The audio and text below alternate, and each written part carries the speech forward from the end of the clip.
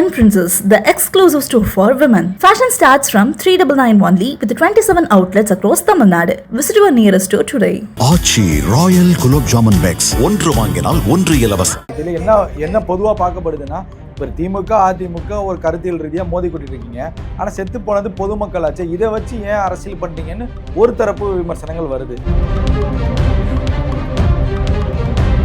கள்ளச்சாராயம் குடித்து செத்து போனவங்களுக்கு நீங்கள் அங்கே போகலை, அங்கே போய் அழுகலை. அதே போல் சென்னையில் ஏர் ஷோவில் உயிரிழந்தாங்க, அங்கே போகல, அங்கே அழுகலை. இதெல்லாம் சோசியல் மீடியாவில் வரக்கூடிய பதிவு. இந்த பதிவே எடப்பாடி எடுத்து வைக்கிறாரு சார். இது ஒரு எதிர்க்கட்சி தலைவராக அவர் செய்யக்கூடிய சரியாங்கிறது ஒரு கேள்வியாக வருது. நீங்கள் அந்த இடத்துக்கு போகும்போது தான் அந்த இடத்துல என்ன நடக்குது ஏது நடக்குதுங்கிற விவரங்கள் உங்களுக்கு ஃபர்ஸ்ட் ஹேண்ட் இன்ஃபர்மேஷன் கிடைக்கும். உங்களுக்கு தகவல்னு வரும்போது நிறையா ஃபில்டர் ஆயிரும். அப்போ நீங்கள் நேரடியாக போய் பாருங்கள், உங்களுக்கு ஒரு சென்சிங் கிடைக்குங்கிறது தான் அன்றைக்கி எடப்பாடியார் அவர்கள் செய்யக்கூடியது எந்த அளவுக்கு ரொம்ப அவர் அரசியல் பண்ணுறாரா இதில் இல்லையே. நியாயமான கேள்விகளை தானே முன் வைக்கிறார். அதுவும் பொதுமக்கள் பேசுகிற கேள்விகளை தானே நிறையா முன் வைக்கிறார் இவர். அதுதான் சொல்கிறார், அவர் எதிர்கட்சியாக நாங்கள் எந்த அரசியலும் செய்ய விரும்பலை, ஆனால் நீங்கள் வெளியிடக்கூடிய அந்த வீடியோக்கள் எல்லாம் பார்த்தா சந்தேகமாக இருக்குங்கிற ஒரு கேள்வி வைக்கிறார். துணை முதலமைச்சர் துபாயிலிருந்து வந்தது பாராட்டுக்குரியது. பரவாயில்ல, அங்கிருந்து அடிச்சு பிடிச்சு வந்திருக்காருன்னு சொல்லிட்டு அந்த பிரஸ் மீட் கொடுத்துட்டு உடனே நீங்க துபாய் திரும்பி போயிருக்காங்கிறது சார் அவர் ஒண்ணுமே சொல்லாம போயிட்டாருன்னு போது ஏங்க அவங்களுக்கு என்ன மனநிலையில இருப்பாங்க நமக்கு எப்படிங்க தெரியும். சம்பந்தப்பட்டவர் அந்த மக்களை பார்க்கவே இது வரைக்கும் இது வரைக்கும் அவங்க கட்சியில் அப்படியே அவரை பார்க்கலைங்கிறேன் சொல்றேன். விலைமதிக்க முடியாத உயிரை இழந்து இருக்கிறோம். இந்த நேரத்தில் ஒவ்வொருவரும் எந்த மனநிலையில் இருப்பார் என்று நமக்கு தெரியாது.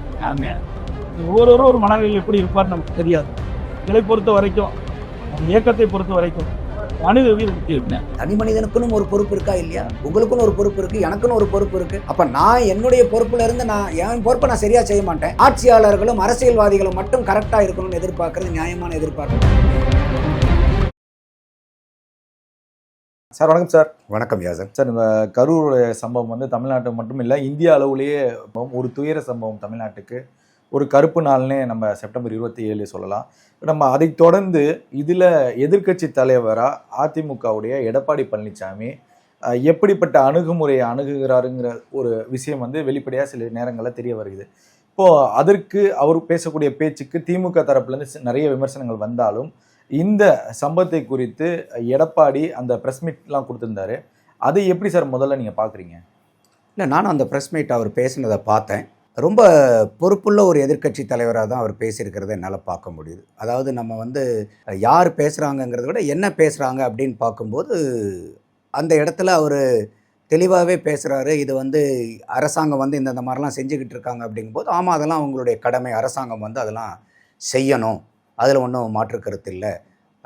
அதே மாதிரி விஜயனுடைய சார் அவர் ஒன்றுமே சொல்லாமல் போயிட்டாருன்னு போது ஏங்க அவங்களுக்கு என்ன மனநிலையில் இருப்பாங்க நமக்கு எப்படிங்க தெரியும் அப்படிங்கிற ஒரு யதார்த்தமான பதிலை சொல்கிறார். இன்றைக்கி பல பேர் அவர் ஒன்று சொல்லலை, அதை சொல்லலை, இதை சொல்லலைன்னு எவ்வளோ விமர்சனங்கள் இருக்கும்போது எடப்பாடியார் அவர்கள் பெரிய அளவுக்கு அந்த கருத்தை முன்வைக்கிறார். ஏன்னா நானும் அதே கருத்தில் உடன்படுறேன். பல இடத்துல சொல்லியிருக்கேன் அவர் அந்த மாதிரி. ஏன்னா அவரை பார்க்க வந்த நபர்கள் 40 பேர் 41 பேர் உயிர் இருக்கிறாங்கங்கும் போது அது எவ்வளோ பெரிய வலியும் வேதனையும் அந்த நபருக்கு கொடுக்குங்கிறது இயல்பாகவே புரிஞ்சுக்க முடியும்.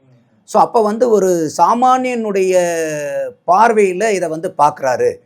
இதுலேயும் ஒரு அரசியல் அவர் பண்ணலைங்கிறது உண்மையாலுமே எடப்பாடியார் அவர்கள் மேலே எனக்கு ஒரு நன்மதிப்பை கொடுக்குது. அதே மாதிரி நீங்கள் அதுக்கு ஏதாவது நீங்கள் அவருக்கு அறிவுரை சொல்லணும்னு நினைக்கிறீங்களோ, ஏங்க ஒரு கட்சி தலைவருக்கு இன்னொரு கட்சி எப்படிங்க சொல்கிறது, அதெல்லாம் ஒன்றும் சொல்ல வேண்டியதில்லை, அவங்களுக்கே எல்லாமே தெரியும் அப்படிங்கிறாரு. இன்னொரு குறிப்பாக அவர் அரசியல் கட்சிகளுடைய கட்டமைப்பை பற்றியும் சொல்கிறார்.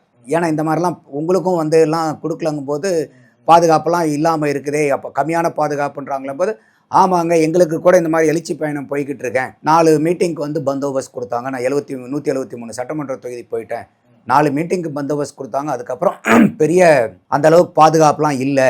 எங்களுக்குமே பார்த்திங்கன்னா இந்த இடத்த தான் கொடுத்தாங்க. ஆனால் எங்களுக்கு அரசியல் கட்டமைப்பு இருக்குது. நாங்கள் பெரிய கட்சிங்கிறனால, இத்தனை ஆண்டுகளான கட்சிங்கிறனால 32 ஆண்டுகள் தமிழ்நாட்டை ஆண்டனால என்னென்ன எங்களுக்கும் இந்த பிரச்சனைகள்லாம் இருந்திருக்கும். ஆனால் எதை எப்படி எப்படி சமாளிக்கணுங்கிறது அந்த பாதையெல்லாம் கடந்து வந்திருக்கிறோம். அப்போ அவர் என்ன சொல்ல வர்றாருனாக்கா, இல்லை இது வந்து வர வர அவங்களும் இதெல்லாம் கற்றுப்பாங்க, அப்போ இப்பயே வந்து அவங்க மேலே வந்து பழி போடணுங்கிற அவசியம் இல்லை. அப்போ வந்து இதை வந்து படிப்படியாக, ஏன்னா இப்போ அந்த எல்லா கட்சியுமே வந்து அந்த அனுபவத்தில் தான், கட்சியின் மட்டும் இல்லை, ஒவ்வொரு தனி மனிதனுமே என்னதான் படித்தாலும் ஒரு பெரிய பாடம்ங்கிறது வந்து அனுபவத்திலிருந்து கற்றுக்கிறது தான் பாடமே. அனுபவ பாடம் தான் படிக்கிற பாடத்தை விட ரொம்ப பெருசு. எக்ஸ்பீரியன்ஸ் வேணும். ஆமாம், எல்லாத்துலேயுமே. அப்போ அதை வந்து அவர் குற்றச்சாட்டா சொல்லலை எடப்பாடி அவர்கள், அதை வந்து ரொம்ப யதார்த்தமா சொல்றார். எங்களுக்கும் இந்த சிக்கல்கள் எல்லாம் இருக்குது, இருந்தாலும் நாங்க வந்து எங்களால அதை சமாளிக்க முடியுது. காரணம் என்னன்னு கேட்டீங்கன்னா, ஆளுங்கட்சியா இருக்கிறப்ப ஒரு மற்ற கட்சிகளுக்கு நெருக்கடி கொடுக்கறது இயல்பு அரசியல்ல. அதை வந்து அவர் கேட்கறாங்க, இல்லை இந்த மாதிரிலாம் கொடுத்துட்டாங்களேன்னு சொல்ல, எங்களுக்கு தெரியாதுங்களாங்க அவங்களாம் என்னென்ன கொடுக்குறாங்கிறதையும் சொல்றார். எங்களுக்கும் அந்த இடர்பாடுகள் இருக்கு, எங்களுக்கும் அந்த இடைஞ்சல்கள் இருக்கு. சீமான் அவர்களும் அந்த பேட்டி கொடுக்குறார். அவரும் வந்து ரொம்ப யதார்த்தமாவே, ரொம்ப நியாயமா, 1000 விமர்சனங்கள் இருந்தாலும் அவரும் அவர் தாவேக்காவை ஒரு பக்கம் எதிர்த்து இருந்தா கூட, அரசியல் அவர் எதிர்த்துனா கூட, இந்த சூழ்நிலையில வந்து அவர் ரொம்ப கண்ணியமா வந்து அவர் பேசி அவருடைய கருத்துக்களை பதிவு பண்றார். அவரும் என்ன சொல்றாரு, உங்களுக்கு நாச்சுக்கு இந்த இடத்துக்கு எங்களுக்கு எல்லாம் மூத்திர சந்தை கொடுத்தாங்க, அங்க வந்து நிக்க கூட முடியாது, அதெல்லாம் என்ன பண்றாங்க, அதெல்லாம் கடந்து தான் வரணும். அப்போ என்னன்னா, இது எல்லா கட்சிகளுக்கும் ஒரு பொதுவான கேள்வி சார். இப்ப இந்த ஆளுங்கட்சியா இருக்கு அப்படின்னா மற்ற கட்சிகள் வலுப்பெறாமல் இருப்பதற்கு இது ரெகுலரா பண்ணக்கூடிய ஒரு அரசியல் ஸ்ட்ராட்டஜி தானே சார்? ஆமா, இது எல்லா கட்சிகளும் பண்ணுவாங்க. இப்ப அரசியல் கட்சியில் இருக்கிறீங்க, நாளைக்கு தாவே காட்சிக்கு வந்தாலும் அதிமுக திமுக நீங்க எடப்பாடியார் அவர்கள் இது சொல்றாரா இல்லையா, எங்களுக்கு இடைஞ்சல் இருக்குது, பர்மிஷன் கொடுக்கறது இல்லைன்னு சொல்றாரா இல்லையா? அதே மாதிரி எங்க மீட்டிங்குள்ளாரையும் ஆம்புலன்ஸ் விட்டாங்க அப்படிங்கிறதையும் சொல்றாரு. அதே மாதிரி இன்னைக்கு பாரதிய ஜனதால இருக்கிறவங்களும் அதே குற்றச்சாட்டு வைக்கிறாங்களா இல்லையா? நாங்க ஏதாவது மீட்டிங் கேட்டோம்னாக்கா, ஊர்வலம் கேட்டோம்னாக்கா எதுக்குமே வந்து பர்மிஷன் கொடுக்கறது இல்லை. சீமான் அவர்களும் இதே குற்றச்சாட்டுகளை வைக்கிறாங்க, தாவேக்காவும் அதே குற்றச்சாட்டுகள் வைக்கிறாங்க. அதையும் விடுங்க, விடுதலை சிறுத்தைகள் கட்சியில் இருக்கிறவங்க குற்றச்சாட்டுகள் வைக்கிறாங்களா இல்லையா? கூட்டணி கட்சியில் இருக்கிறவங்க, அண்ணன் திருமாவர்கள் வந்து கோயம்பேட்டில் மீட்டிங் படுத்தும் போது அவர்கள் இதே கொடுக்காம கடைசியில் லாரியில் நின்று பேசினதெல்லாம் சொல்லப்பட்டுச்சு இல்லையா? அவர் எந்த இடத்துலையாவது வந்து போலீஸை வந்து குறை சொல்லாமல் அவருடைய மீட்டிங் முடிச்சிருக்காரா? அதே மாதிரி கம்யூனிஸ்டுகள் எடுத்துங்க, அவங்களுடைய கூட்டணி கட்சியை, அவங்க என்ன கேட்டாங்க, என்னங்க தமிழகத்தில் வந்து அறிவிக்கப்படாத அவசர நிலை பிரகடனப்படுத்தியிருக்கீங்களான்னு கேட்டாங்களா இல்லையா? ஏன்னா அவங்க கம்யூனிஸ்டுகளுடைய செஞ்சட்டை ஊர்வலத்துக்கு அவங்க அனுமதி கொடுக்கல. அப்போ இந்த இப்ப இருக்கிறது வந்து பாத்தீங்கன்னா எல்லா கட்சிக்காரங்களுமே இந்த குற்றச்சாட்டு வைக்கிறாங்களே, அப்ப இது வந்து தாவேக்கா மட்டும்தான் இந்த குற்றச்சாட்டு வைக்குதுங்களா? அதைத்தான் எடப்பாடியார் அவர்கள் வெளிப்படையா சொல்றாரு. எங்களுக்கும் இது இருக்குது, இருந்தாலும் எங்களுக்கு ஒரு கட்டமைப்பு இருக்குது, இத்தனை ஆண்டு காலம் ஆனனால. அப்ப எங்களுக்கு நாங்க இதெல்லாம் பார்த்துருக்கோம், அப்ப யார் யார் என்னென்னலாம் செய்வாங்க, அதுக்கு எப்படி எப்படிலாம் நம்ம அந்த தக்கவாறு நடவடிக்கை எடுக்குங்கிறது எங்களுக்கு அந்த அனுபவம் இருக்குது, அதுக்கு தான் இந்த கட்டமைப்பு வேணுங்கிறது. அப்போ இந்த இடத்துல வந்து பார்த்தீங்கன்னாக்கா அதையெல்லாம் யதார்த்தமாக சொல்கிறாரு. இதெல்லாம் வந்து நம்ம வந்து ஒரு ஆடியன்ஸாக நம்ம பார்க்கும்போது இது எந்த இடத்துலையுமே அவர் வந்து ஒரு ஆளுங்கட்சியை வந்து குறை சொல்லணுங்கிற நோக்கில் சொல்லல, யதார்த்தமா என்ன இருக்கு அவங்கள மேல இந்த சூழ்நிலையில நிலவரத்தை பதிவு பண்ணி, உண்மை நிலவரத்தை, அதே மாதிரி இந்த சூழ்நிலையை ஒரு அரசியலா பயன்படுத்தணும்னு நினைக்கல அவர். கள்ளக்குறிச்சியும் இதுல கேட்கிறாங்க, அது வேறங்க இது வேறங்கன்றார். அது கள்ளக்குறிச்சி கள்ளச்சாராயம், அது வேறங்க இது வேறங்கிறார். அப்ப ரெண்டுமே ஆமாங்க அப்படின்னு அவர் சொல்லல. அப்ப அதையும் வித்தியாசப்படுத்தி காமிக்க சொல்லி இருந்தா அது அரசியல் உள்நோக்கம். அப்ப வந்து நீங்க இதையும் வித்தியாசப்படுத்தி காமிக்க, எனக்கு என்னுடைய பார்வை வேற. இப்ப நீங்க வந்து இங்க போறது வந்து நான் இப்ப அரசாங்கம் எல்லாமே வந்து அங்க போய் கரூர்ல போறத குறை சொல்லல, ஆனா கள்ளச்சாராயம் குடிச்சு அங்க மரணிச்ச இடத்துக்கும் அவங்க போயிருக்கணும் இல்லையா? அமைச்சர் பெருமக்கள் எல்லாம் இன்னைக்கு இவ்வளவு தூரம் வந்து துரிதமா அந்த அளவுக்கு இருக்கும்போது கள்ளச்சாராயத்துல இருந்ததும் தமிழக மக்கள் தானே. அன்னைக்கு 68 உயிர்கள், அதுக்கு முன்னாடி மதுராந்தகத்துல 22 உயிர்கள், அப்ப மொத்தமா ஒரு வருஷத்துக்குள்ளார 90 உயிர்களை பலி கொடுத்தமே. அப்போ அவர் எடப்பாடியார் அவர்கள் பேசுறது வந்து எந்த இடத்துலயும் வந்து இதுல வந்து ஒரு அரசியல் சாயம் பூசி இல்ல வந்து இந்த சந்தர்ப்பத்தை பயன்படுத்தி வேணும்னே நம்ம ஒரு அரசியல் படுத்தலாங்கிற அளவுக்குலாம் இல்லை. அதனால வந்து அவருடைய பேச்சு உண்மையாலுமே நான் பார்க்கும்போது அவர் மேலே இன்னும் கொஞ்சம் மரியாதை வந்து நமக்கு அதிகமாகுதுன்னு தான் நான் பார்க்குறேன். சில பதிவுகளை பார்க்க முடியுது. என்ன பதிவுகள் அப்படின்னா, இப்போ 26ஆம் தேதி எடப்பாடி அதே இடத்துல நிகழ்ச்சி நடத்திருக்காரு, கிட்டத்தட்ட 20,000 பேருக்குன்னு சொல்லப்படுது. இப்போ அந்த இடங்கள்ல இருந்த அந்த கட்டுக்கோப்பு, அந்த கட்டமைப்புங்கிறது இங்கே வந்து இளைஞர்கள்ட்ட இல்லைங்கிற அந்த வித்தியாசங்கள் நமக்கு பார்க்க முடியுது. அப்போ மக்கள் பொதுவாகவே வந்து அதையுமே சிந்திக்கிறாங்க. இப்போ எடப்பாடிக்கு அங்கே நெருக்கடி கொடுக்குறாங்களா, ஏன் கொடுக்கல, அப்போ அங்கே வந்து கூட்டம் என்ன கூட்டம் அப்படிங்கிற வித்தியாசங்கள்லாம் வருது இல்லை சார்? ஸோ இந்த பெட்வீன் கேப்புங்களை நீங்கள் எப்படி சார் பார்க்குறீங்க? இல்லை, இப்போது ஒரு திமுக கூட்டம் நடத்தும் போதோ அதிமுக நடத்தும் போதோ அந்த கட்சியை சார்ந்த நபர்கள் தான் அங்கே பெரும்பாலும் வருவாங்க. இப்போ ஒரு 100 பேர் இருக்காங்கன்னா அதில் வந்து ஒரு 95-97% மக்கள் வந்து கட்சி சார்ந்த நபர்களாக இருப்பாங்க. மீதி வந்து ஒரு 2 to 3% இல்லை ஒரு 2 to 5% தான் பொதுமக்கள் இருப்பாங்க. பெரும்பாலும் கட்சி சார்ந்த கட்சி அபிமானம் உள்ள ஆட்கள் தான் இருப்பாங்க.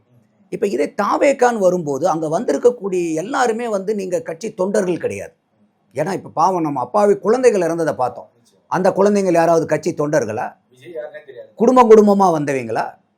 குடும்பம் குடும்பமாக வந்திருக்காங்கல்ல, அப்போ அவங்களாம் என்ன தாவேகாவினுடைய கட்சி தொண்டர்களா? அப்போ பொதுமக்கள் நிறையா வர்றாங்க. அதே மாதிரி வந்து இன்னைக்கு திரையில் பார்த்த ஒரு நடிகன் மேலே ஒரு அபிமானம் கொண்டு ஒரு பாசம் நேசம் கொண்டு வரக்கூடிய பெருங்கூட்டம், ரசிகர்கள் கூட்டம் இருக்குது.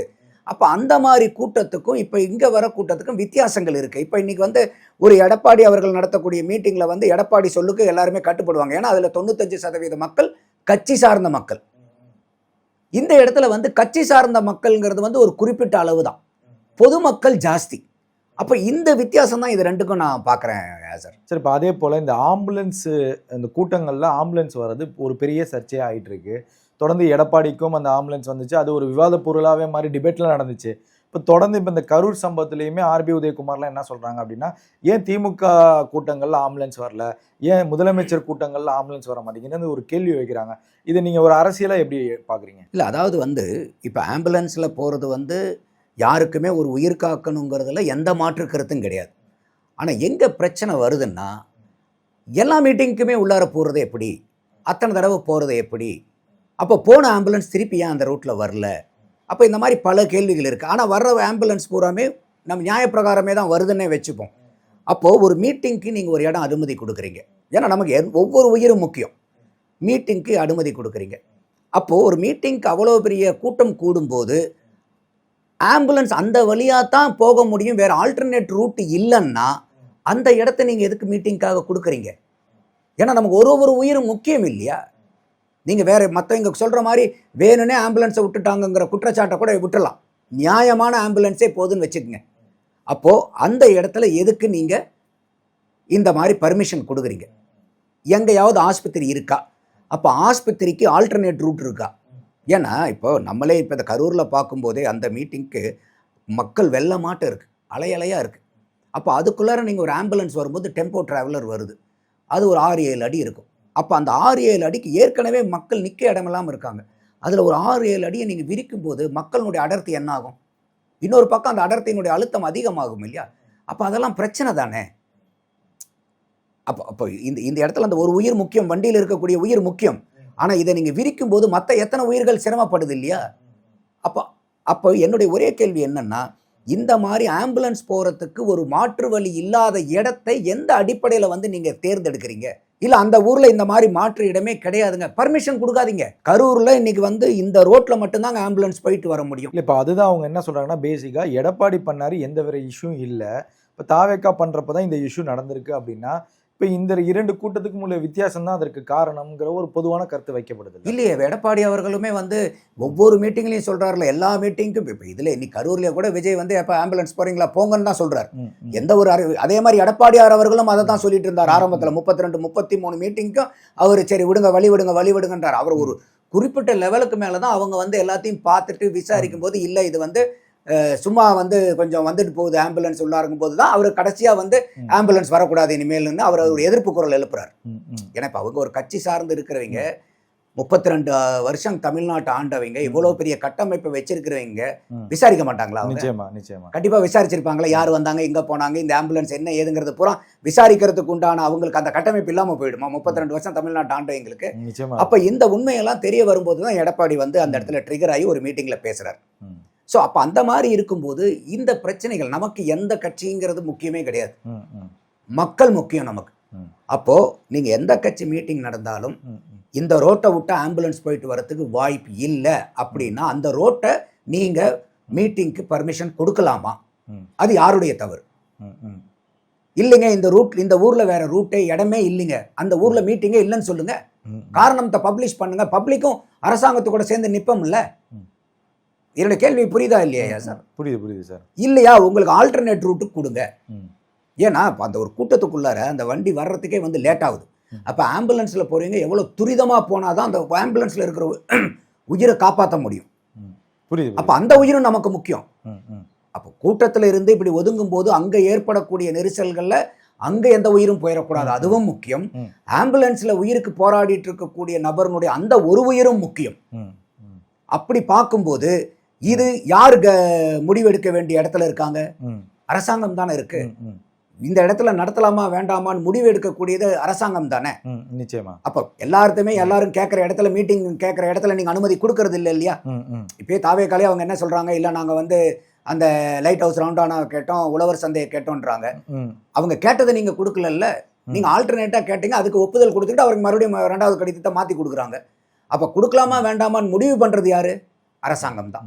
அப்ப இதுல வந்து நீங்க இது கண்ணும் கருத்துமா இருக்கணுங்கிறேன் நான். சரி, இப்போ அதே போல எடப்பாடியுடைய இந்த தொடர் பதிவுகள்லாம் நம்மளால பார்க்க முடியுது. அவர் ஒரு ஒரு ஒரு கேள்வியோட கலந்த ஒரு விமர்சனத்தை வச்சிருக்காரு திமுக அரசுக்கு. என்னன்னா, பொறுப்போட நடந்து கொள்வது எப்படி அப்படிங்கிற ஒரு தலைப்புல சில கேள்விகளை அவர் அடுக்கிறாரு. அதுல முதல்ல ஒரு கேள்வி நான் கேட்டுறேன். அன்பில் மகேஷ் அழுததை கூட எடப்பாடி வந்து ஒரு விமர்சனமாக்கிறாரு. இதை நீங்க எப்படி பாக்குறீங்க? இல்லை, இதாவது ஒரு அழுகைங்கிறது ஒரு துக்க நிகழ்ச்சியை பார்க்கும்போது யாரா இருந்தாலுமே வந்து ஒரு சாதாரணமாக வரும். அதுல எனக்கு மாற்று கருத்து இல்லை. ஆனால் அவர் அங்கே போன உடனே வந்து ரொம்ப செந்தில் பாலாஜி மேலே நெஞ்சில் சார்ந்து அழுதது அதெல்லாம் கூட எனக்கு ஒன்றும் பிரச்சனை இல்லை. இப்போ ஒரு அமைச்சர் பெருமகனார் அங்கே போராருங்கும் போதே அவரை சுற்றி கேமராக்கள் இருக்குங்கிறது அவங்களுக்கு தெரியுமா தெரியாதா?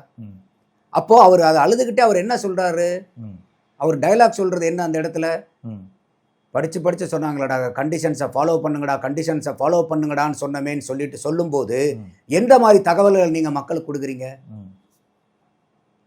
அப்ப இந்த இடத்துல தான் எனக்கு வந்து ஒரு விமர்சனம் வரும். நீங்க அழுகிறதோட இருந்திருந்தீங்கன்னா அந்த விமர்சனம் இருந்திருக்காது. ஏன்னா அழுக வர்றது எல்லாத்துக்குமே இருக்கும். அதுவும் இல்லாம சுத்தி கேமரா இருக்கு, நீங்க பேசுற ஆடியோ அருமையா பிக்கப் ஆகுது அதுல. அப்ப நீங்க பார்க்கும்போது ஒரு அமைச்சர் பெருமகன் பேசும்போது அந்த வார்த்தைக்கு உண்டான ஃபேஸ் வேல்யூ ஜாஸ்தி. அப்ப அந்த மாதிரி நீங்க சொல்லும் போது என்ன ஆகுதுன்னா, நீங்க ஒரு கம்யூனிகேஷனை நீங்க கம்யூனிகேட் பண்றீங்க, அது எனக்கு ஏற்படுகிறது இல்லை. நீங்க அழுக வருது அழுக, யாரா இருந்தாலும் நமக்கே ஒரு சினிமா பார்த்தா கூட சோக சீன்ல கண்ணீர் வரும். அதே போல வந்து உதயநிதியையும் முதல்வரையும் வந்து விமர்சிச்சிருக்காரு எடப்பாடி. நீங்க வந்தீங்க, ஒரு சம்பிரதாயத்துக்காக ஒரு போட்டோ ஷூட்லாம் நடத்துனீங்க, திருப்பி வெக்கேஷனுக்கு துபாய் போயிட்டாரு உதயநிதி அப்படிங்கிற ஒரு கேள்வி வைக்கிறாரு. இதெல்லாம் ஒரு ஆரோக்கியமான அரசியல் தான் எடப்பாடி பண்றாரா சார்? இல்லை, அரசியல்னு வரும்போது இது அந்த நிகழ்வை பத்தி இல்லாம இவர்களுடைய செயல்பாட்டை பத்தி அவரு பண்றாங்க. என்னன்னா, இப்ப வந்து விஜய் மேல வந்து அதிகமாக பண்றது என்ன, வந்து இங்கே இல்லாம அவர் ஓடி போயிட்டாருன்றாங்க. அப்ப துணை முதலமைச்சர் வந்து துபாயில இருந்து வந்தது பாராட்டுக்குரியது. பரவாயில்ல, அங்கிருந்து அடிச்சு பிடிச்சு வந்திருக்காருன்னு சொல்லிட்டு வந்து அந்த பிரஸ் மீட் கொடுத்துட்டு உடனே நீங்க துபாய் திரும்பி போயிருக்காங்கிறது எடப்பாடியினுடைய குற்றச்சாட்டா நீங்க சொல்றீங்க. அப்ப அந்த அளவுக்கு வந்து இந்த 41 உயிர்களுக்காக நீங்க வந்தவர் திருப்பி நீங்க துபாய் போற அளவுக்கு என்ன அவசரம்? அங்க துபாயில சார் இப்போ இருக்கலாமே, அதிகாரிகள்லாம் இருக்காங்க, மற்ற அமைச்சர்கள் அவங்க பாத்துக்குவாங்கங்கிற ஒரு வேலையை கொடுத்து. அப்ப நீங்க துபாயில இருந்தே வந்திருக்க வேண்டியது இல்லையா? அங்க இப்பயும் அமைச்சர்கள் பூரா இருக்காங்க, முதலமைச்சரே அங்க வந்திருக்காரு, ஆபீசருங்க பூரா இருக்கிறாங்க. அப்ப நீங்க இங்க வந்துட்டு உடனே போகும்போது அது ஒரு விமர்சனம் தானே, எல்லாருமே வைக்கிறதான விமர்சனம். பொதுவாகவே வந்து தாவகவினர் வந்து வைக்கக்கூடிய விமர்சனங்களை கள்ளச்சாராயம் குடிச்சு செத்து போனவங்களுக்கு நீங்க அங்க போகல, அங்கே போய் அழுகலை, அதே போல் சென்னையில் ஏர் ஷோவில் உயிரிழந்தாங்க, அங்கே போகல, அங்கே அழுகலை, இதெல்லாம் சோசியல் மீடியாவில் வரக்கூடிய பதிவு. இந்த பதிவே எடப்பாடி எடுத்து வைக்கிறாரு சார். இது ஒரு எதிர்க்கட்சி தலைவராக அவர் செய்யக்கூடிய சரியாங்கிறது ஒரு கேள்வியாக வருது இல்லை சார்? இல்லை, நியாயமான கேள்வி தானே இவங்க கேட்கறது. இப்போ உதாரணத்துக்கு இங்கே ஏன் வந்தீங்கன்னு நம்ம கேட்கல, இங்கே வந்ததை பாராட்டுறோம், ஓகே, எல்லாமே வந்து துரிதமாக வேலை செய்யணுங்கிறதுக்காக ஒரு அதிகாரிகள் வரீங்க, ஒரு ஆட்சியாளர்கள் வரும்போது அதிகாரிகள் படன்னு வேலை பார்ப்பாங்கிற எண்ணத்தில் நீங்கள் வரீங்க, ஓகே, பரவாயில்ல. ஆனால் இதே வந்து கள்ளக்குறிச்சியில் கள்ளச்சாராயத்தில் இறந்த போது யார் போனீங்க? இப்போ இதே வந்து இன்னைக்கு இந்த 40 உயிர்களுக்கு வந்து கண்ணீர் சிந்துறாரு இல்லையா செந்தில் பாலாஜி அவர்கள், சாரி அன்பில் மகேஷ் பொய்யாமொழி அவர்கள். அப்போ அந்த நிகழ்வுக்கு ஏன் அங்கே வந்து கண்ணீர் சிந்தல? இது நியாயமான கேள்வி தானே. அப்போ இங்கே வந்து 40 உயிர், அது 68 உயிர். அதுக்கு முன்னாடியே மதுராந்தகத்தில் 22 உயிர். அப்போ இதுலேயும் கோர்ட் வந்து அறிவுறுத்துது, சிஎம் நீங்க போங்க அந்த இடத்துக்கு அப்படின்ட்டு. அப்போ போகலையே. அப்போ இந்த இடத்துல ஏன் வந்தீங்கன்னு நீங்க கேட்கறது கூட நியாயம் இல்லாத கேள்வினே வச்சுக்கலாம். ஏன்னா ஒரு அதிகாரிகள் அங்க ஏன் கோர்ட்டே வந்து கள்ளக்குறிச்சிக்கு போக சொல்றது, நீங்க அந்த இடத்துக்கு போகும்போது தான் அந்த இடத்துல என்ன நடக்குது ஏது நடக்குதுங்கிற விவரங்கள் உங்களுக்கு ஃபர்ஸ்ட் ஹேண்ட் இன்ஃபர்மேஷன் கிடைக்கும். உங்களுக்கு தகவல்னு வரும்போது நிறைய ஃபில்டர் ஆயிரும். அப்போ நீங்க நேரடியா போய் பாருங்க, உங்களுக்கு வந்து ஒரு சென்சிங் கிடைக்குங்கிறது தான் அன்னைக்கு கோர்ட்டுங்களும் சொன்னது. அப்போ இன்னைக்கு வந்ததுல நமக்கு மாற்று கருத்து இல்லை, வாங்க இதெல்லாம் செய்யுங்க, சூப்பர், பாராட்டுறோம். எடப்பாடி அது சொல்றாரு, இது அரசாங்கத்தினுடைய கடமைங்கிறாரு. எங்க விமர்சனம் பண்றாருன்னா, அன்னைக்கு ஏன் அந்த அரசாங்கத்தினுடைய கடமையை நீங்க கள்ளக்குறிச்சியில செய்யலங்கிறது தான் அவருடைய விமர்சனமா. அதுதான் சொல்றாரு அவரு, எதிர்கட்சியா நாங்க எந்த அரசியலும் செய்ய விரும்பல, ஆனா நீங்க வெளியிடக்கூடிய அந்த வீடியோக்கள் எல்லாம் பார்த்தா சந்தேகமா இருக்குங்கிற ஒரு கேள்வி வைக்கிறாரு. நியாயம் தானே அது பண்றாங்கல்ல. இப்ப அவர் என்ன கேட்கிறாரு, அவருடைய ட்வீட்டை பார்க்கும்போது வதந்தி கிளப்பாதீங்கன்றாங்க. அப்ப எதெல்லாம் வதந்திங்கிறத அவர் ஒரு பட்டியல் போடுறாரு. அப்ப வதந்திங்கிறது என்ன, எதை ஒரு இன்ஃபர்மேஷனையும் நீங்க வந்து சரியா தவறான செக் பண்ணாம வெளியிடுறது வதந்தி. அப்ப இன்னைக்கு கள்ளக்குறிச்சிக்கு நீங்க ஏன் போகலங்கிறது எப்படி வதந்தி ஆகும்? ம். போகலங்கிறது உண்மை தானே. ம். கோர்ட்டும் போங்கன்னு சொல்லி நீங்க போகலங்கிறது உண்மைதானே. அது எப்படி வதந்தி ஆகும்? ம். அப்ப இங்க இருக்கக்கூடிய உயிர்களுக்கு கண்ணீர் சிந்தும் போது அந்த உயிர்களுக்கு ஏன் நீங்க கண்ணீர் சிந்தலங்கிற அந்த ஒரு கேள்வி வரும்ல. இவ்வளவு அமைச்சர்கள் உடனடியாக அங்க போகும்போது ஏன் இத்தனை அமைச்சர்கள் அங்க போய் அந்த கண்ணீரை சிந்தல? ம். அப்ப இது எல்லாமே கேட்கறது அரசியல் தளத்துல இருக்கிறவங்க. இப்ப எதிர்க்கட்சி தலைவருங்கிறது யாரு? மக்களுடைய குரல் தானே அவங்க. ம். இப்ப இன்னைக்கு திமுக எதிர்க்கட்சியா இருக்கும்போது எப்படி என்ன பண்ணாங்க, என்ன பண்ணிருப்பாங்க? இப்ப இன்னைக்கு சூழ்நிலையில திமுக எதிர்க்கட்சியா இருந்துச்சுன்னா இப்படிதான் இருந்திருப்பாங்களா? அப்ப அந்த கம்பேர் பண்ணி நீங்க பார்க்கும்போது எடப்பாடியார் அவர்கள் செய்யக்கூடியது எந்த அளவுக்கு ரொம்ப அவர் அரசியல் பண்றாரா? இதுல இல்லையே. நியாயமான கேள்விகளை தானே முன் வைக்கிறார். அதுவும் பொதுமக்கள் பேசுற கேள்விகளை தானே நிறைய முன் வைக்கிறாரு இவரு. அதேதான் அன்பில் மகேஷ் என்ன சொல்றாருன்னா, எடப்பாடி உளறி கொண்டு இருக்கிறார் அச்சத்தில். அப்ப மக்கள் எல்லாம் வளரிட்டு இருக்காங்கன்றாரு அவரு. அப்ப அப்படிலாம் சொல்லக்கூடாது. நம்ம ஒரு விமர்சனம், அந்த விமர்சனத்துக்கு பதில் சொல்லுங்க. அவர் சொல்றதும் உளறிட்டு இருக்காருங்கிறது அவருடைய பதிலா கூட நம்ம எடுத்துக்கலாம். அப்ப ஓகே, நீங்க எடப்பாடியார் அவர்கள் இப்படி சொல்றதுக்கு உரிமை இருக்குது, அன்பில் அவர்கள் சொல்றதுக்கும் உரிமை இருக்குது. ஏங்க வளரிட்டு இருக்கீங்கன்னு கேட்கறதுக்கும் அவருக்கும் உரிமை இருக்கு. ஆனா நம்ம விமர்சிக்க என்ன ஒரு எதிர்க்கட்சி தலைவர் கேட்கறதுக்கு என்ன பொதுவா பார்க்கப்படுதுன்னா, இப்போ திமுக அதிமுக ஒரு கருத்தியல் ரீதியா மோதி கொட்டிட்டு இருக்கீங்க. ஆனா செத்து போனது பொதுமக்கள் ஆச்சு, இதை வச்சு ஏன் அரசியல் பண்றீங்கன்னு ஒரு தரப்பு விமர்சனங்கள் வருது. இல்ல இன்னைக்கு அதைத்தான் நான் சொல்ல வரேன். இன்னைக்கு திமுக எதிர்க்கட்சியா இருந்துச்சுன்னா அதை விட்டுருங்க, ஒரு 4.5 வருஷத்துக்கு ரிவைண்ட் பட்டன் போட்டு போங்க. அப்ப எதிர்க்கட்சியா தானே இருந்தாங்க. அப்ப இந்த மாதிரி எத்தனை பிரச்சனைகள் வந்துச்சு. அப்பெல்லாம் நம்மளே எத்தனை தடவை விமர்சனம் வச்சிருக்கோம், ஏங்க எதிர்க்கட்சினா திமுக மாதிரி தாங்க இருக்கணும் அப்படிலாம் வச்சிருக்கிறோம்ல. அப்போ அந்த மாதிரி இருக்கும்போது இன்னைக்கு அந்த அளவுக்கு இவர் அப்பட்டமான அரசியலை இந்த பிரச்சனைகள் எல்லாம் எங்க பிரச்சனை கிடைக்குதுன்னு அதை வச்சு அரசியல் பண்ணலாம்னு பார்த்துட்டு இருக்காரா எடப்பாடி? அப்படி இல்லையே அது. சார் இப்போ பொதுவாக அந்த மாதிரி குற்றச்சாட்டு அவர் மேல வைக்கிற அளவுக்கு சார், ஒருவேளை எனக்கு இந்த ஒரு சந்தேகம், இப்போ இவர் எடப்பாடியுடைய பேச்சுக்கள் அவர் பதிவிட்டு பிரஸ் மீட் முடிஞ்சு வெளியே வந்தோடனே நான் நிறைய வீடியோக்கள் வாட்ஸ்அப்லலாம் அதிகமாக ஷேர் பண்ண மாட்டுச்சு. அப்போ மக்கள் ஒரு ஒரு எண்ணத்தை பிரதிபலிக்கிறாங்க. என்னன்னா, இப்போ டிஎம்கே ஆதரவாளர்களாக இருக்கட்டும், டிவிக்கு ஆதரவாளர்களாக இருக்கட்டும், அவங்களுமே எடப்பாடியுடைய அந்த பேச்சுக்களுக்கெல்லாம் முழு ஆதரவு கொடுக்க முடியுது, நம்ம சோசியல் மீடியாவில் பார்க்க முடியுது. ஒருவேளை இந்த அச்சம் திமுகவுக்கு இருக்கா?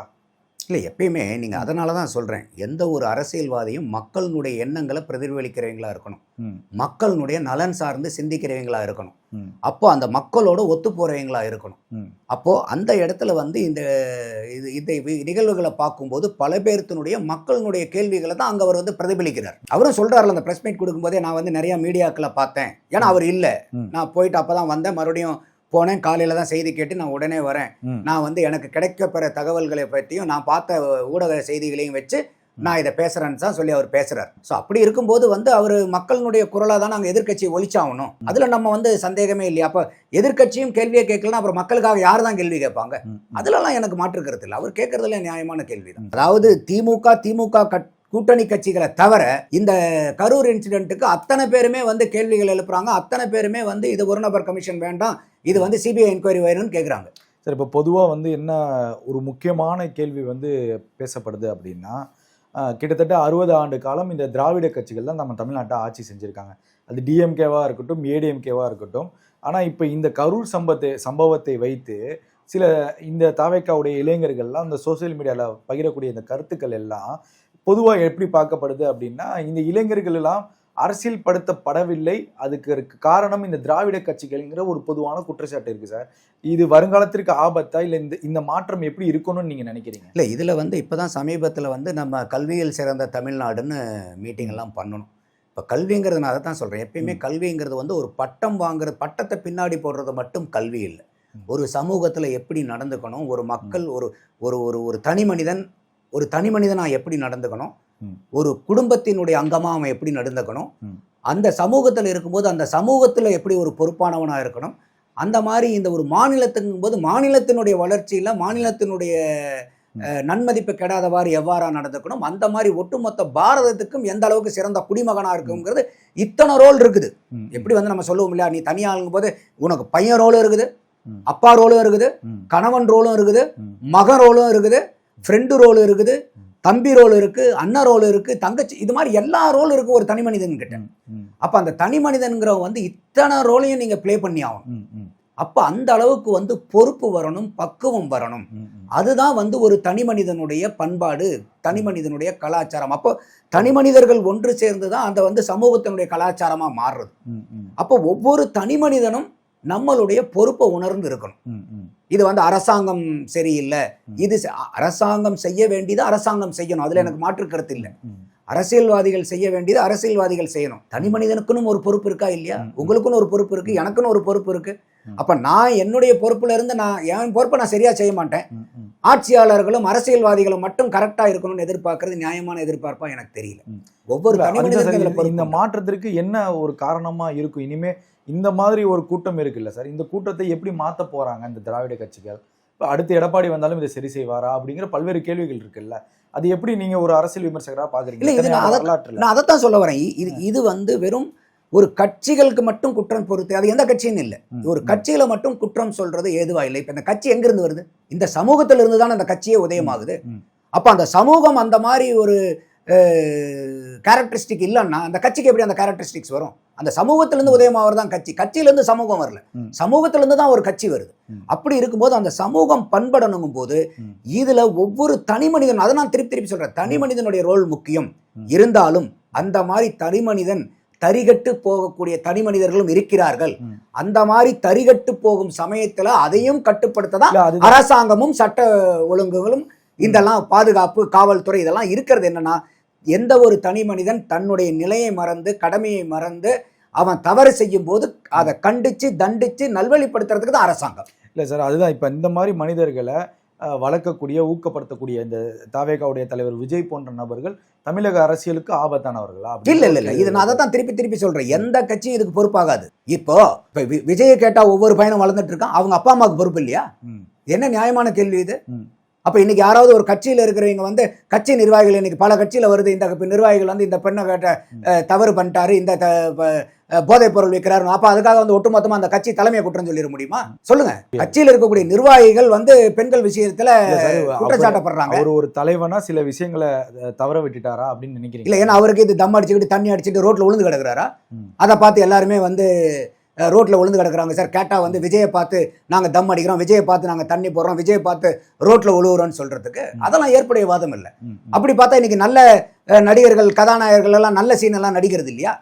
அப்ப கெட்டதை மட்டும் கத்துக்கிறவங்க போது நல்லதை ஏன் கத்துக்க மாட்டேங்கிறோம்? அதையும் கத்துக்கணும்ல. அப்போ நான் நல்லது பண்ணணும்னா என் பொறுப்பு. பாத்தீங்களா நான் எவ்வளவு தன்மையோட இருக்கேன், பாத்தீங்களா எவ்வளவு நல்ல குடிமகனா இருக்கேன் பாக்குறீங்களா? தப்பு பண்ணும்போது அவன் என்னை கெடுத்துட்டாங்க. இப்ப இது சாதாரணமா குடும்பத்திலே இருக்கக்கூடியது. என் பையன் நல்லாதாங்க இருந்தான், அந்த பையன் கூட சேர்ந்தாங்க கெட்டு போயிட்டாங்க, ஆனா உண்மையை பார்த்தா இவன் போய் தான் அவனை கெடுத்திருப்பான். அப்போ இது எல்லாத்துக்குமே என்ன ஒரு பொதுஜன புத்தின்னா, நான் நல்லவன் அடுத்தவன் பூரா கெட்டவன், என் பையன் நல்லவன் மற்றவன் எல்லாம் ஊர்ல இருக்கிறவன் பூரா கெட்டவன். இது அடுத்தவனு நினைக்கிறான், இவனு நினைக்கிறான். அப்ப யார் தான் கெட்டவன்? இதுல கட்சியை தாண்டி குடும்பத்துக்கும் ஒரு பொறுப்பு இருக்கு கட்டாயமாக. நான் அதான் சொல்ல வரேன், இன்னைக்கு ஒவ்வொரு தனி மனிதனுக்கும் பொறுப்பு இருக்கு. இப்ப இன்னைக்கு இந்த ஸ்டாம்பீட் நடந்துச்சு இல்லையா? இப்ப இதுல போன பொதுமக்களுக்கும் பொறுப்பு இல்லையா? குழந்தைங்க கை குழந்தைய தூக்கிட்டு போலாமா? அதுக்குள்ளார குழந்தைங்களை கூட்டிட்டு போலாமா? என்னதான் வந்து விஜயனுடைய ரசிகனா இருக்கட்டும், இல்ல விஜய் என்ன இறை தூதரா? அவரை பார்த்துட்டோம்னா மோட்சம் கிடைக்குங்கிறதுக்கு. அப்ப இந்த அது இல்லாம அவர் சொல்றாரு, குழந்தைங்க வராதிங்க, கர்ப்பிணி பெண்கள் வராதிங்க, முதியோர்கள் வராதிங்க, பிசிக்கலி சேலஞ்சு பீப்புள் வராதிங்க, இந்த மாதிரி வராதிங்கன்னே சொல்றாங்க. அதுக்கு மேலேயும் போறாங்க. என்னதான் பண்ண முடியும்? அப்போ அந்த தனி மனிதனுக்கு பொறுப்பு இல்லையா? இந்த இடத்துல தான் வந்து அதிகமான விமர்சனங்கள் வந்து விஜய் இப்போ மூத்த அரசியல் விமர்சகர்களா இருக்கட்டும், மூத்த பத்திரிகையாளர்களும் என்ன சொல்றாங்க அப்படின்னா, விஜய் தகுதியே கிடையாது தலைவராக இருக்கிறதுக்கு. ஏன் அப்படின்னா இந்த விஷயத்தை தான் அவங்க முன்னெடுக்கிறாங்க. நீங்க குழந்தைகள் வராதீங்க, முதியோர் வராதீங்கன்னு ஆர்டர் போடுறாங்க. ஒரு கொள்கைக்கு ஒரு தலைமைக்கு கட்டுப்பட்டு அந்த விஷயத்தை அவங்க செய்யலை அப்படின்னா மறுபடியும் ஏன் இதே ஸ்டைலில் அந்த கூட்டத்தை நடத்துறீங்கிற ஒரு கேள்வி வைக்கிறாங்க. இந்த பிரச்சனைகளுக்கு எல்லாத்துக்குமே கூட்டு பொறுப்பு உண்டு. இப்போ உதாரணத்துக்கு சமீபமாக ஒரு படம் வந்துச்சு, ரஜினிகாந்தனுடைய படம். என்ன படம் அது? இப்போ கடைசியாக வந்துச்சு, கூலி. ஏ சர்டிஃபிகேட் கரெக்டு தானே? குழந்தைங்களை விட்டாங்களா? விடலை. யார் விடல? தியேட்டர் உரிமையாளர்கள். எதனால விடல? அதான் ஏ சர்டிஃபிகேட் சட்டம். பசங்க போனானுங்களா இல்லையா? ஆனா தியேட்டருக்காரங்க விடல. அப்ப பசங்க வந்துட்டாங்கிறதுக்காக நாங்க விட்டுட்டோன்னு சொன்னா அது வந்து மோசமான வாதம் தானே? அப்ப இந்த சட்டத்தை காப்பாற்ற வேண்டியது யாரு? அரசாங்கம் தானே. அப்ப அரசாங்கத்துக்கு இதுல பொறுப்பு இல்லையா? ஒரு இந்த மாதிரி வந்து கூட்டத்துக்கு வராதீங்க சொல்றதுக்கு பொறுப்பு இல்லையா? அவர் சொல்றாரு, அதையும் மீறி வராங்க, அப்ப அதை கண்டிக்க வேண்டியது என்ன? ஹெல்மெட் போடுங்கன்னு சொல்றாங்க அரசாங்கம். சில பேர் போடுறாங்க, சில பேர் போடுறது இல்ல. போடாதவங்க அரசாங்கம் என்ன பண்ணுது? நாங்க சொல்லிட்டோங்க, நாங்க என்ன பண்ண முடியும் அப்படின்னு சொல்றாங்க. கண்டிக்கிற உரிமை, தண்டிக்கிற உரிமை அரசாங்கத்துக்கு இருக்குதா இல்லையா? அப்ப அதைத்தான் நான் சொல்ல வரேன். ஒரு தனி மனிதன் பொறுப்போட இருந்துக்கணும். அந்த பொறுப்பை தாண்டி ஒரு தனி மனிதன் போகும்போது, அதை மறந்து செயல்படும் போது, அதை கண்டிச்சு தண்டிச்சு அவனை சரிப்படுத்துறதுக்கு தான் சட்டம் ஒழுங்கு இருக்கு. கொஞ்சம் ஸ்ட்ரிக்டா இருந்திருக்கலாம் சட்டம். இருக்கணும். அப்ப வந்து எல்லாத்தையுமே வந்து ஒரே ஒரு நபர் மேல பழி போறதுல எனக்கு உடன்பாடு இல்லை. எல்லாருமே இதுக்கு கூட்டு பொறுப்பு, அப்படிதான் நம்ம பார்க்கணும். சார் இப்போ அதே போல சார் இந்த இன்சிடென்ட் வந்து இந்திய வரலாற்றிலே இது வரைக்கும் நடந்ததில்லை. அது ஒரு பெரிய துயரம். இப்போ நீங்க வந்து ரொம்ப காலமா அரசியல் விமர்சகர்களா இருக்கீங்க. இந்த மாதிரி ஒரு ஸ்ட்ரகிள் சுச்சுவேஷன் தமிழ்நாடுக்கு வந்திருக்குங்க சார். அதை எப்படி கையாண்டிருக்காங்க, எந்த கட்சி பண்ணியிருக்காங்க? இல்லை, இப்போ இன்றைக்கி வந்து இந்த அளவுக்கு வந்து ஒரு பெரிய எனக்கு நினைவு தெரிஞ்சதுலேருந்து இந்த மாதிரி வந்து ஒரு அரசியல் மீட்டிங்கில் வந்து இந்த மாதிரி நடக்கிறது வந்து இதுதான் முதல் தடவைன்னு நினைக்கிறேன். முன்ன பின்ன இருந்திருக்கலாம், எனக்கு தெரியல. ஆனால் எப்போ நிறைய ஆனால் கோயில்கள் எல்லாம் போகும்போது பார்க்குறோம், ஸ்டாம்பீட் நடக்குது, கும்பமேளா நடக்குது, ஒரு கோயிலுக்கு போகிறாங்கன்னு போயிட்டு ஒரு வண்டி ஆக்சிடென்ட் ஆகி நடக்குது. இந்த மாதிரி விபத்துகள் எல்லாம் வந்து எந்த இடத்துல இருந்தாலும் விபத்துகள் நடக்கிறது சகஜம். ஆனால் இன்னைக்கு அவங்க என்ன சொல்கிறாங்கன்னா, இதில் வந்து ஏதோ ஒரு பிரச்சனை இருக்குது, அதை விசாரிக்கணுங்கிறாங்க. அப்போ அந்த பிரச்சனை இருக்குதுன்னு ஒரு சந்தேகம் எல்லாத்துக்கும் வரும்போது அதை விசாரிக்கணுங்கிறது தான் நம்மளுடைய பார்வை. அப்போ அந்த விசாரித்து அதுக்குண்டான நடவடிக்கை எடுக்கணும். இப்போ இதே ஏர் ஷோ நீங்கள் சொன்னீங்க, அதே ஏர் ஷோவில் வந்து பார்த்தீங்கன்னாக்கா முதலமைச்சர் இருந்தார், துணை முதலமைச்சர் இருந்தாங்க. அன்னைக்கு 5 உயிர் போச்சா இல்லையா? இதே டீஹைட்ரேஷனில் தானே போனாங்க அன்றைக்கும். அப்போ அதுக்கு யாரை நம்ம பொறுப்பாளி ஆக்கணும்? அன்றைக்கி எங்கேயாவது நம்ம வந்து அரசாங்கத்தை தண்டிச்சோமா? யாராவது அதுக்கு பொறுப்பேற்றுக்கிட்டாங்களா? இல்லையே. அப்போ இன்றைக்கி கள்ளக்குறிச்சிக்கு சாவுக்கு யார் பொறுப்பேற்றுக்கிட்டா? அப்போது இந்த மாதிரிலாம் நம்ம ஒரு க்ரௌட் மேனேஜ்மெண்ட்டுங்கிறத நம்ம இன்னும் ப்ராப்பராக லேர்ன் பண்ணவே இல்லை. இன்னும் வந்து ஒவ்வொன்றும் நடக்கும்போது இனிமேல் நடக்கக்கூடாதுங்கிறமே ஒழிய இனிமேல் நடக்காமல் இருக்கிறதுக்கு என்னென்ன நடவடிக்கைகள் எடுக்க போகிறோம். இப்போ உதாரணத்துக்கு ஒரு ஆம்புலன்ஸ் வரனால இந்த மாதிரி பிரச்சனைகளை சொல்கிறாங்க, கம்ப்ளைண்ட் சொல்கிறாங்கன்னா அப்போ இதுக்கு வேற என்ன மாற்று வழியை ஏற்படுத்த போகிறோம்? கடுமையான சட்டங்கள் வேணும். அப்போ கடுமையான சட்டங்கள் வேணும். சட்டங்களை வந்து ப்ராப்பராக இம்ப்ளிமெண்ட் பண்ணணும். இப்போ கோர்ட்டே என்ன சொல்லுச்சு, ஆளுங்கட்சிக்கு ஒரு மாதிரி எதிர்கட்சிகளுக்கு ஒரு மாதிரி செய்யக்கூடாது, எல்லா கட்சிகளுக்கும் ஒரே மாதிரி பண்ணுங்க. அப்போ யாருமே கேள்வி கேட்க மாட்டாங்க. உங்களுக்கு இப்போ ஆளுங்கட்சியா இருக்குது, ஆளுங்கட்சி தான் நான் சொல்றேன், இந்த கட்சி அந்த கட்சின்னு சொல்லுறேன். எந்த கட்சி ஆண்டாலும் அவங்களுக்கு என்ன யாட் ஸ்டிக்கோ அதே யாட் ஸ்டிக் தான் அத்தனை கட்சிகளுக்கும். இந்த வழிமுறை கரெக்டாக பின்பற்றா இந்த பிரச்சனை இல்லை, பின்பற்றணும். அதே மாதிரி இன்னைக்கு நடந்திருக்கக்கூடிய பிரச்சனை வந்து விசாரிக்கிறதுக்கு ஒரு தனிநபர் கமிஷன் போடுறீங்க. கூட்டங்கள் இந்த மாதிரி எப்படி நடக்காம இருக்கும், அதுக்கு தனிநபர் கமிஷன் போடலாம். ஏன்னா ஒரு தனிநபர் கமிஷன்ங்கிறதே ஒரு அட்வைசரி பாடி, அவங்க வந்து இம்ப்ளிமெண்ட் பண்ண முடியாது, அவங்கனால ஒரு ரெக்கமெண்டேஷன் தான் கொடுக்கலாம். அப்ப இன்னைக்கு விசாரிக்கிறது வந்து இன்னைக்கு அவங்க வந்து ஒரு ஆர்கனைஸ்டு கிரைம் இருக்குதுங்கிறத தாவே அவங்க கம்ப்ளைண்ட் கொடுத்திருக்காங்க கோர்ட்ல. அப்ப அந்த மாதிரி விசாரிக்கும் போது இது வந்து ஒட்டுமொத்தமா திசை திருப்பி வேற எங்கேயோ போற மாதிரி இருக்கு. என்னன்னு யாருக்குமே தெரியாது. எல்லாம் கண்ணு காது மூக்கு வச்சு கதை சொல்லிட்டு இருக்காங்க. அப்போ இதை உண்மையை தெரிவனா தான் நான் சொல்றேன், கண்ணால் பார்ப்பதும் போய் காதால் கேட்பதும் போய் தீர விசாரிப்பதே மெய். அப்ப அந்த தீர விசாரிக்கும் போது அது யாரு தீர விசாரிக்கணும் அப்படிங்கிற ஒரு கேள்விகள் வருது. அதனாலதான் இன்னைக்கு கட்சிகள் எல்லாமே என்ன கோரிக்கை வைக்கிறாங்க, சிபிஐக்கு போங்க. ஏன் சிபிஐக்கு போக சொல்றாங்க? இங்க வந்து அவங்க குற்றம் சாட்டப்பட்ட நபரே வந்து ஆளுங்கட்சியை சார்ந்த நபரா இருக்காங்க, அந்த கட்சியில வந்து இவர் முக்கியமான பிரமுகரா இருக்காங்க. அப்படி இருக்கும்போது எப்படி வந்து ப்ராப்பரான நடவடிக்கை எடுக்க முடியும்? ஏன்னா இதே அருணா ஜெகதீசன் அவர்கள் நீதியரசர் முன்னாடி இருந்த அந்த தூத்துக்குடி துப்பாக்கி சூட்டில் குற்றம் சாட்டப்படுறாங்க. அதில் இருக்கக்கூடிய ஒரு நபருக்கு வந்து பதவி உயர்வும் கொடுக்குறாங்க இன்னைக்கு இருக்கக்கூடிய அரசாங்கம். அப்போ நீங்கள் இந்த கமிஷன் விசாரித்து கரெக்டாக அவங்க ரிப்போர்ட் சப்மிட் பண்ணாலும் நடவடிக்கை எடுக்கக்கூடிய அதிகாரம் அந்த கமிஷனுக்கு கிடையாது, இந்த அரசாங்கத்துக்கு மட்டும்தான் இருக்குது. ஆனால் இதே சிபிஐ விசாரிக்கும் போது அது வந்து சிபிஐ மட்டும் இல்லை, அது கோர்ட்டு கேஸு தீர்ப்புன்னு அது பல பேர் வந்து அதுக்கு அக்கௌண்டபிலிட்டி நீடிக்கும், அது நிறையா வருவாங்க. அப்போ அந்த மாதிரி இருக்கிறது தான் நமக்கு வந்து, அதனால தான் எல்லா கட்சியும் கேட்குறாங்க இன்றைக்கி யூனிஃபைடு வாய்ஸில் சிபிஐ கொடுங்க அப்படின்னு சொல்லிட்டு. அப்போது இந்த மாதிரி வரும்போது இப்போ எனக்கு வந்து என்னென்னா இன்னொரு பார்வை, இதுக்கு கமிஷன் போடுங்க. நீங்கள் இப்போ கேட்டீங்க பாருங்கள் கேள்வி, இனிமேல் இந்த மாதிரி பிரச்சனைகள் இல்லாமல் கூட்டங்களை நடத்துறது, அரசியல் கட்சி கூட்டங்களை நடத்துறது எப்படிங்கிற ரெக்கமெண்டேஷன் கொடுங்க, இதுக்கு கமிஷன் போடலாம். இதுக்கு எடப்பாடியும் ஒரு ஆலோசனை இருக்கணும்.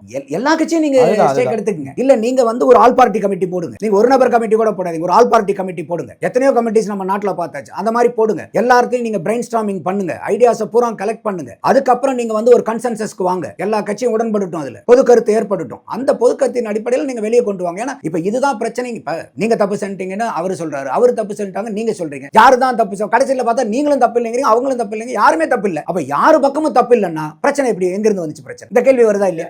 அப்போ இதுக்கு எல்லாமே வந்து ஒரு விசாரணை முக்கியம். அப்போ அந்த விசாரணைக்கு அப்புறம் இந்த நமக்கு இந்த கூட்டங்களை எப்படி நடத்துங்க, இதுக்கு வந்து ஒரு கமிட்டி ஃபார்ம் பண்ணுங்க, பண்ணி அதுக்கு உண்டான கைட்லைன்ஸை வாங்குங்க, ரெக்கமெண்டேஷன் வாங்குங்க. அதுக்கப்புறம் அனைத்து கட்சிகள்கிட்டையும் டிஸ்கஸ் பண்ணி, டிபேட் பண்ணி, டெலிபரேட் பண்ணி ஒரு கன்சென்சஸ்க்கு அரைவ் பண்ணுங்க.